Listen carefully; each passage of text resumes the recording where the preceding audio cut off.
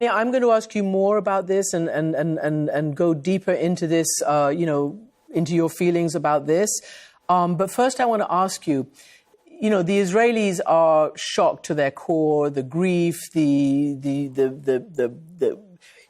what happened to them has never happened in that way since the Holocaust. And they are shaken to their core, as I said, and the grief. I just want to get from you what you felt on October 7th.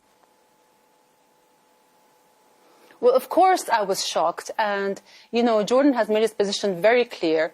We condemn the killing of any civilian, whether Palestinian or Israeli. That is Jordan's ethical and moral position.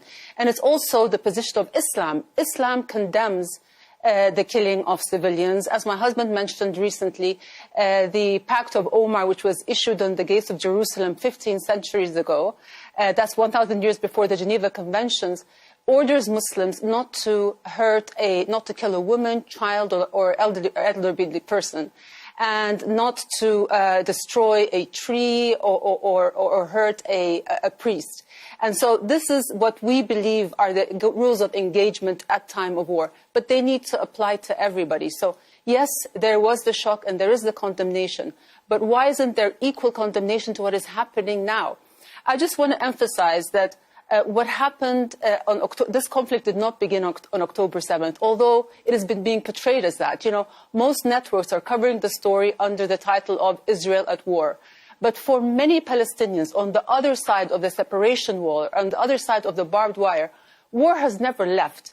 This is a 75-year-old story, a story of overwhelming death and displacement to the Palestinian people. It is a story of an occupation under an apartheid regime that occupies land, that demolishes houses, confiscates land, military incursions, night raids. The context of a nuclear-armed regional superpower that occupies, oppresses, and commits daily documented crimes against Palestinians is missing from the narrative. Queen Rania? For too long, Palestinians' life...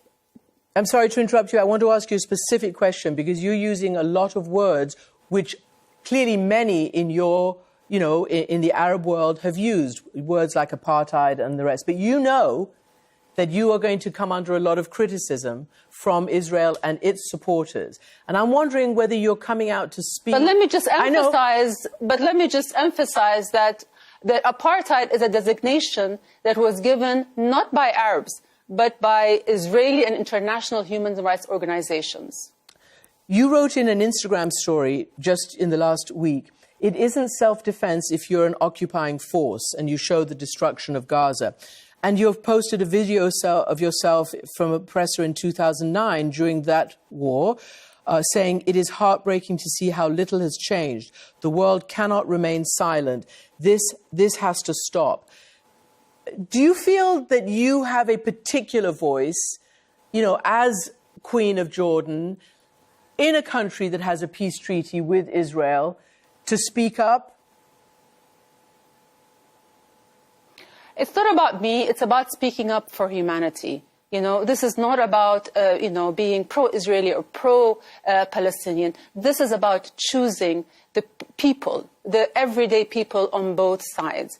And, and explaining again that the Palestinian people have for too long been living under oppression and a dehumanization.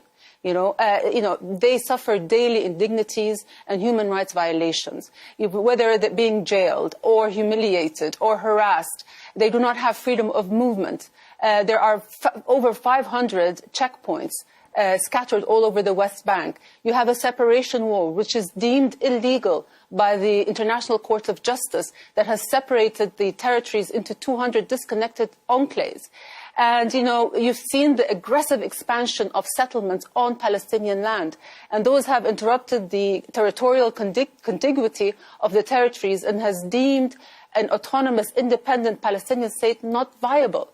So you are seeing all these, this is the background of this conflict. There's a hyperfixation on Hamas now because of what happened the last couple of weeks. But this is a problem that far precedes Hamas and will continue after Hamas. This is a fight for freedom and for justice, and that is what needs to be heard.